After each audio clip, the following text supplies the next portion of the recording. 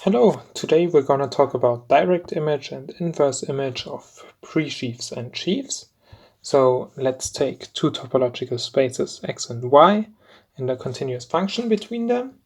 And then let's take a pre-sheaf or a sheaf on x and also one on y. I'll specify later, so for the moment it's okay if we have a pre-sheaf. Maybe later we'll want them to be sheaves. Okay, so at first we define the direct image or push forward sheaf.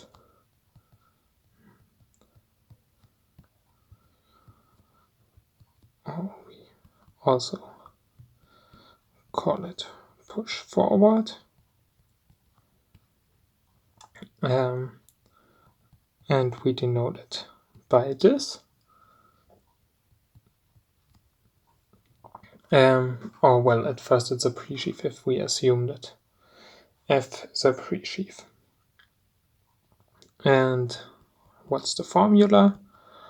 Well, the formula is the following. It's F of the inverse image of this open set V. So we have an open set in Y, and by continuity of F inverse of V is again open, and therefore we can evaluate this. Okay, and if F is a sheaf, this is also a sheaf. That's just a short calculation, nothing too hard, so we won't do it here.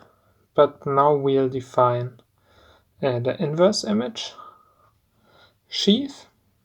So how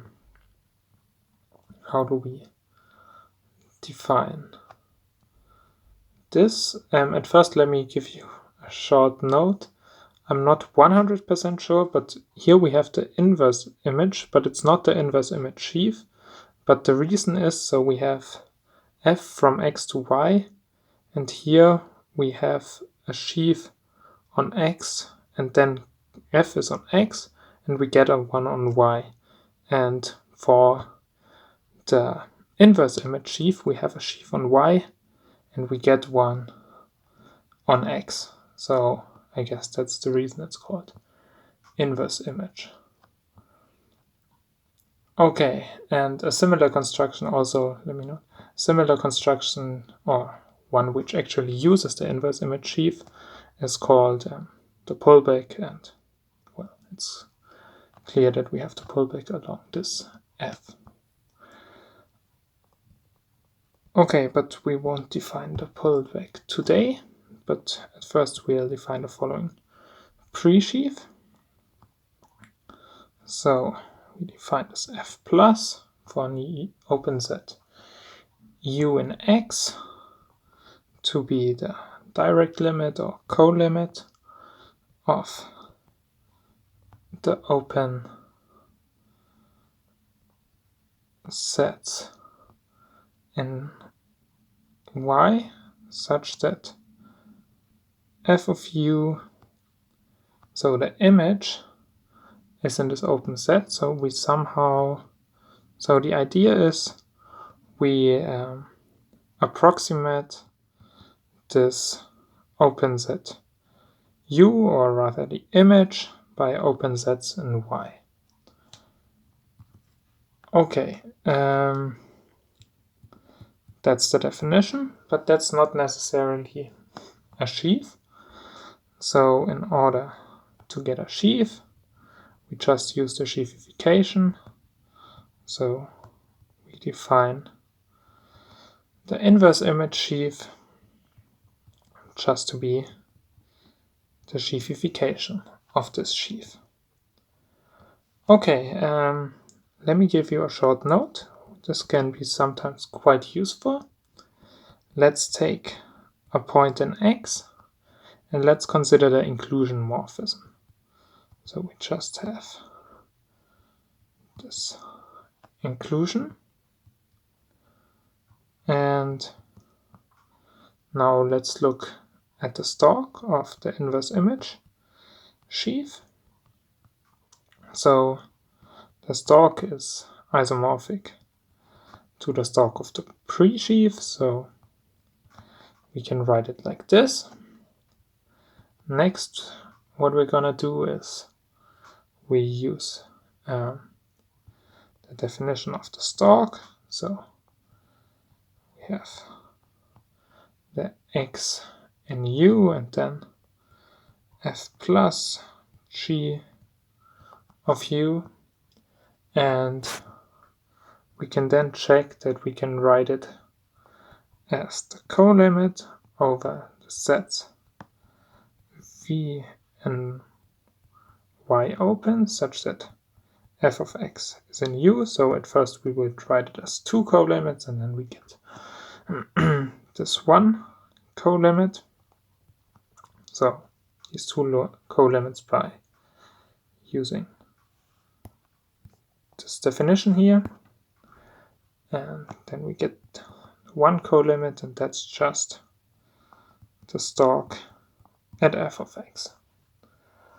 Okay, so far so good. Let's prove a theorem. Namely, we'll prove that the inverse image it gives us a functor, and actually it's left adjoint to the direct image. So let me write it out.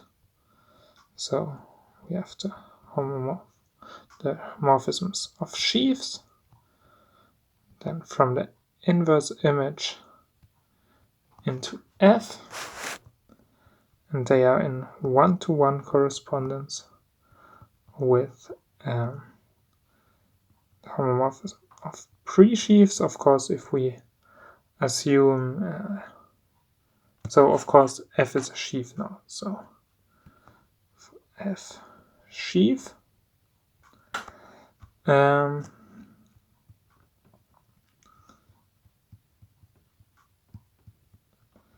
And so that's the statement.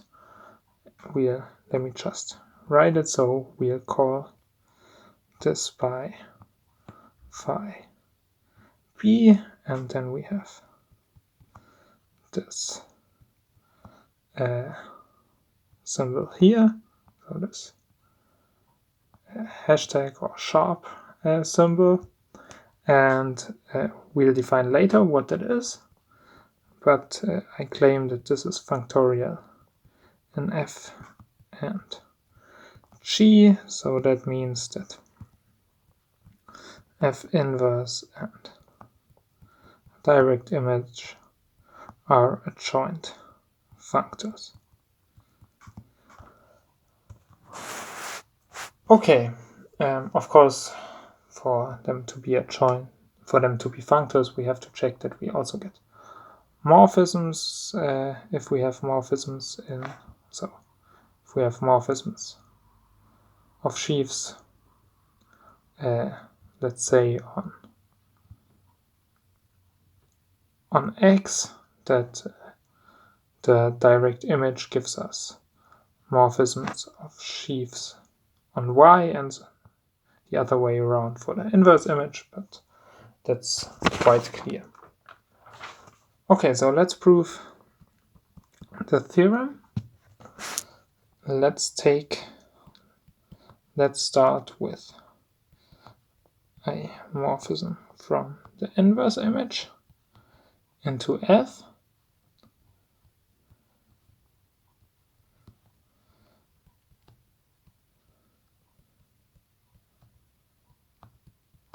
And we also take an open set in Y. I claim now that we have a map from G of V to f plus of g of f inverse v. So this is a plus. Okay, how do we see this? So we have this. So for f plus, let me show you. We have this co-limit, and we need that f of u is a subset of v. But if we take so here we have for u f inverse v, and that's clearly a subset in here, so we get a morphism into such a g of v, and then we get a morphism into the co-limit. So what we'll define now is the morphism phi v as the following composition, namely g of v. We've seen that we get this morphism to here, and then we use just the sheafification functor, so we get a morphism in here. And what we'll do next is now we have a morphism, so we use this one, so phi of f inverse v, so that gives us a morphism in here, and that's just the direct image. So we have defined this morphism. Okay, let me first, before we do the inverse construction, let me tell you why we write it like, so why we write this phi b and this psi sharp. Namely, we consider it, so the morphism goes from, so this is an aside, goes from x to y, and oops, sorry, I've written the arrow in the wrong direction. Of course, we want one in the other direction. And so this x, we think of it as living above y, and that's kind of inspired by musical, so terms from music. Okay, so here we have pre-sheaves on y. Okay, small aside, now let's go for the other construction.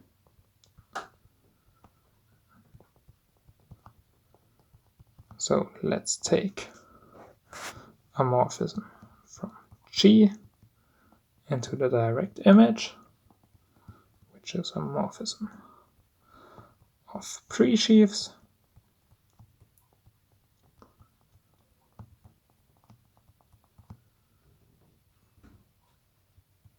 Okay, so how do we define the morphism psi sharp? So so it's enough to define it on this f plus, so what we've seen before, this co-limit.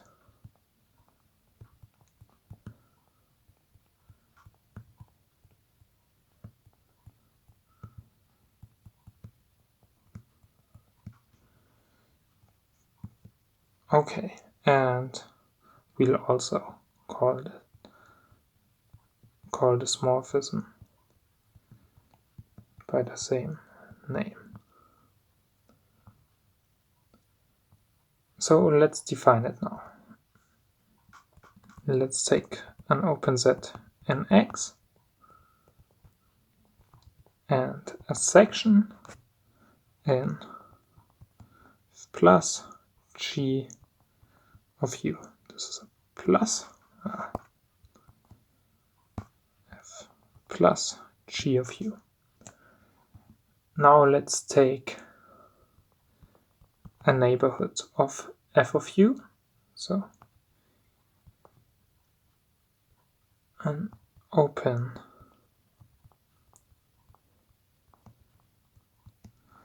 F of U. So this is of course in Y now. And not just any, but we want some open neighborhood such that we get. So together with a representative of the section S.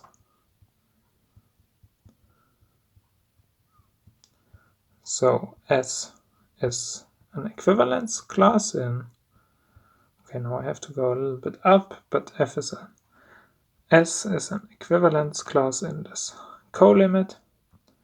So that's why we choose such a neighborhood. And now let's see what we'll do next. We can use now, we have this morphism psi here, and now we have something in G of V. So what we can do now is we just map this representative, we just map it. Then we get something in the direct image. So in here, let's write out the definition. And now we define, so for an open set U, so for our open set U from before, we map the section to just the restriction. What do I mean by that? So restriction of the section psi V of S of V to U. So that means that we map, so we just restrict this thing here to U. And what's important to note is that this is independent of the choice of the neighborhood V. Okay, but that's also quite clear. And now what we just have left to check is, well, we have two things left to check: that the maps are inverse to each other and also that they are functorial. We'll just check that they are inverse. So let's do this. So we want to show that this map here is the same as phi. So let's take an open set in X. Let's take a section in the inverse image of G of U. And now let's see, what do we get? So for phi B U S. Okay, at first we have to look at the definition of this psi sharp. So let's do this. So let's take again as above an open neighborhood of f of u, and a representative SV representative of S, and phi b sharp u of S is just phi b v of SV restricted to u, which is phi. So now we have to apply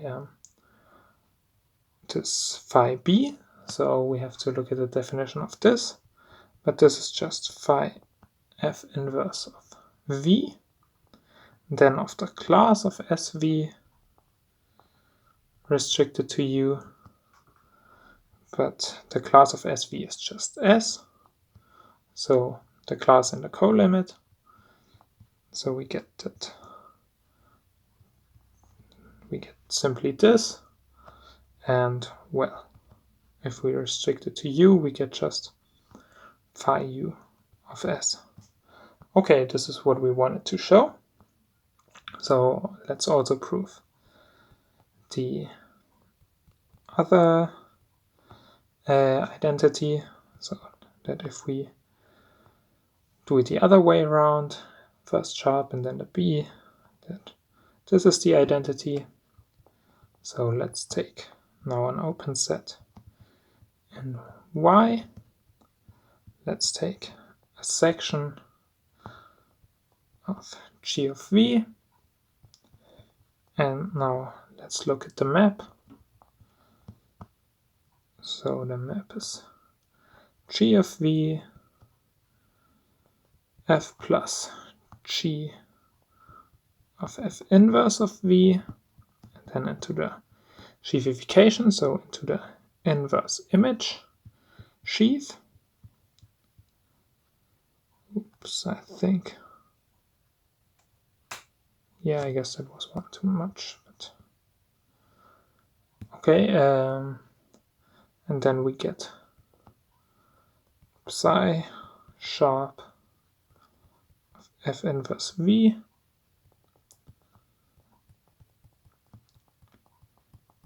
so into the direct image. And now let's have a look at this psi sharp of S. So this is psi V of SV, and well, SV is just S, so that's psi V of S. Okay, so we have that, and let me furthermore remark that the maps are functorial in F and G.